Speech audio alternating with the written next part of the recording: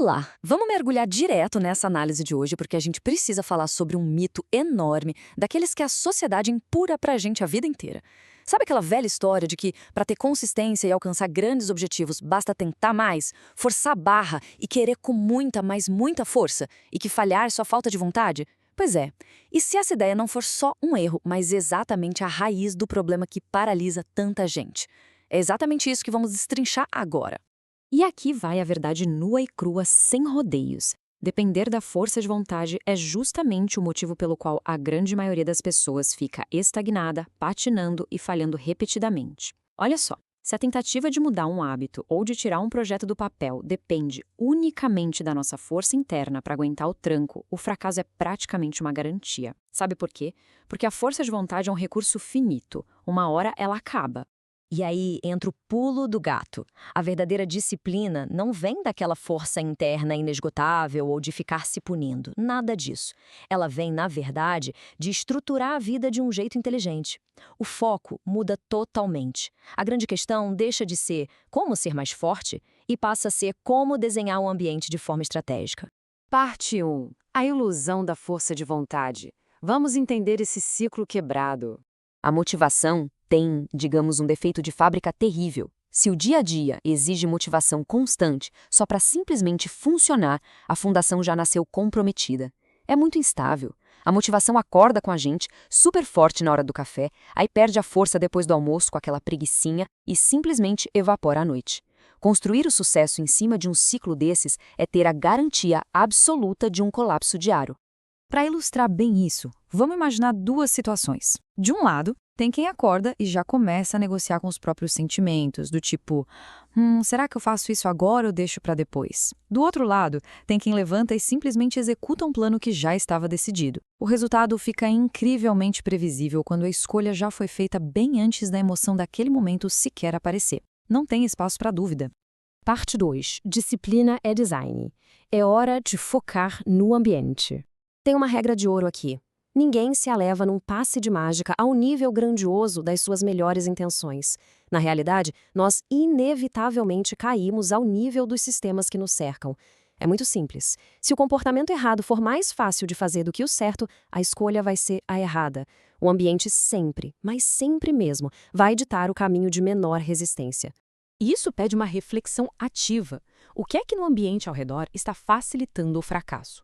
Hoje em dia, com distrações a um clique de distância e um conforto absurdo, os espaços modernos muitas vezes trabalham ativamente contra os nossos grandes objetivos. A pergunta certa nunca é o que tem de errado comigo, e sim, dentro de qual sistema essa rotina está operando. O nosso comportamento nunca é aleatório. Ele é sempre uma resposta direta à facilidade que está ali na nossa cara. Pensa bem. Se o celular fica na mesa de cabeceira, rolar o feed de madrugada é uma certeza absoluta. Se o salgadinho está visível no armário, ele vai ser devorado num dia de estresse. E se as tarefas de trabalho não estão claras, a procrastinação toma conta na hora. Tudo isso rola porque um sistema invisível desenhou esses caminhos fáceis. Vamos para a parte 3, redesenhando o sistema, ajustando o mundo exterior. Existem 4 passos que são incrivelmente práticos para fazer esse ajuste sistêmico. Primeiro, remover as opções ruins e as distrações do alcance visual. Segundo, deixar as boas alternativas preparadas com antecedência.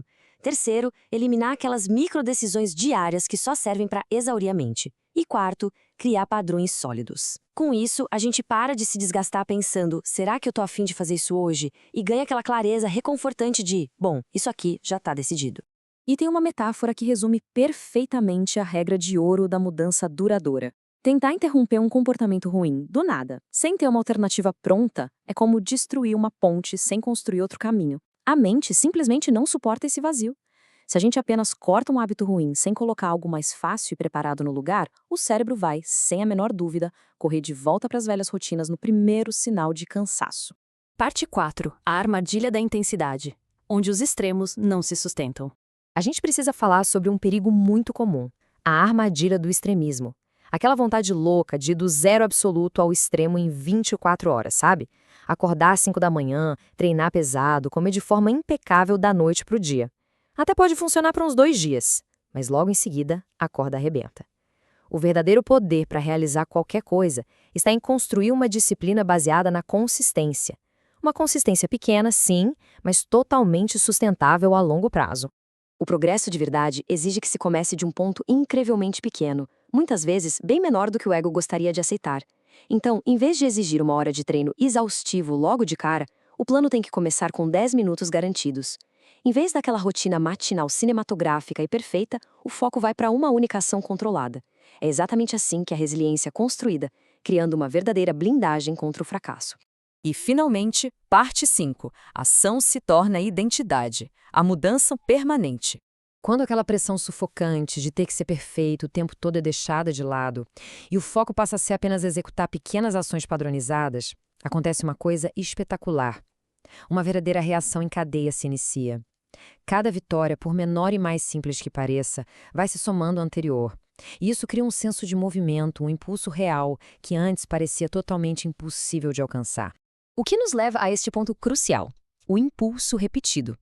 Essa sequência constante de simplesmente realizar aquilo que já foi desenhado e preparado lá atrás começa a transformar ações temporárias num estado de ser permanente. Não se trata mais apenas de ir lá e dar um check nas tarefas de uma lista, entende? O que acontece aí é uma transformação pessoal contínua e muito mais profunda. E chegamos ao objetivo brilhante de todo esse design que foi montado.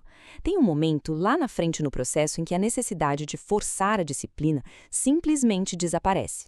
A execução acontece com uma fluidez natural porque o sistema ao redor torna o agir inevitável. A disciplina deixa de ser uma batalha diária, exaustiva, e passa a ser só a consequência natural da estrutura adotada. Passa a ser quem nós somos. Para amarrar tudo isso, deixo um questionamento final. Neste exato momento, o ambiente que está montado ao redor trabalha a favor dos grandes objetivos ou será que ele está ativamente sabotando tudo? A liberdade genuína para realizar projetos não nasce de uma busca frenética por mais motivação todos os dias. Ela nasce da construção de uma estrutura inteligente. Quando o sistema está bem alinhado, a luta simplesmente desaparece e o caminho fica livre para o avanço. Fica a reflexão: o que podemos mudar no nosso ambiente ainda hoje para facilitar as nossas próprias vitórias? Muito obrigada por acompanhar mais esta análise e até a próxima!